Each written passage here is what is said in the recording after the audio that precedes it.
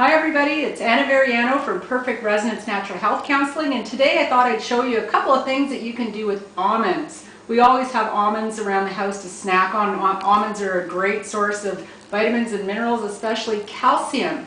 But one thing that you might not know about almonds and a lot of nuts is that they're pretty difficult to digest, and that's because they contain substances in them that can inhibit enzymes that allow us to digest them properly. So one thing that I like to do with almonds is I like to soak them.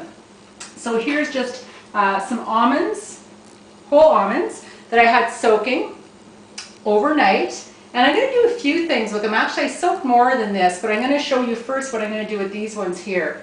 So these are almonds that have been soaking overnight. And I'm just going to drain these. You can give them a little bit of a rinse if you like.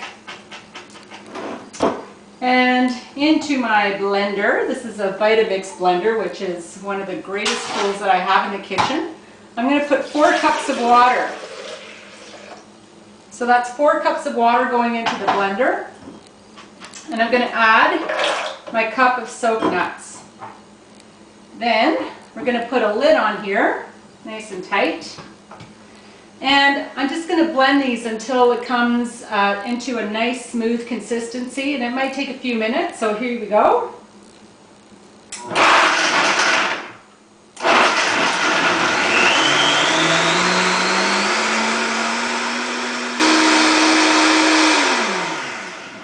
Okay, that's looking pretty good, so we'll turn it off there. And then what I'm going to do is I'm going to take my sieve and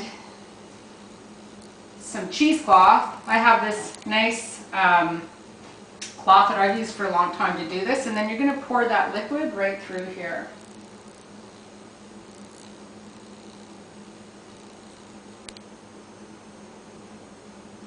And it has a nice white consistency, looks like milk.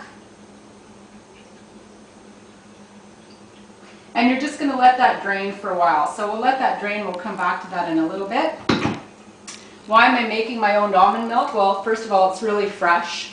And a lot of the store-bought almond milks have carrageenan in it, or carrageenan as some people say. And that's recently been identified as a potential carcinogen and also as a bowel irritant. So if you have any digestive issues, if you suffer from irritable bowel syndrome or colitis or bloating or cramps, you want to avoid that. Try to avoid that in food. So it's really easy to make your own.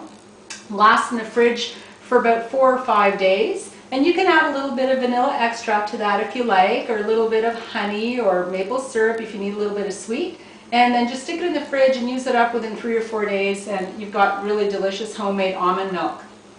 The other thing that I've done here is I did soak more than the 1 cup of almonds, and so I took the other ones and I spread them out in a baking dish that's lined with parchment paper, and I'm going to pop those in the oven at a low temperature. You don't want your oven set any higher than 150, so somewhere around 120 and 150.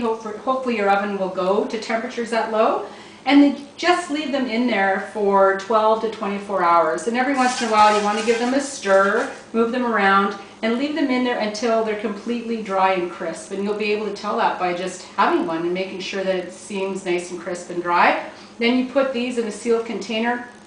You can keep them in the fridge if you like. Ours are usually gone pretty quick, so I don't have to worry about refrigerating them. And they're much more easily digestible than just raw nuts. And certainly when you buy roasted nuts, usually they're roasted in an unhealthy oil and also have a lot of salt added to them. So this is a great snack. Okay, so let's see how we're doing here with our almond milk. Okay, pretty good.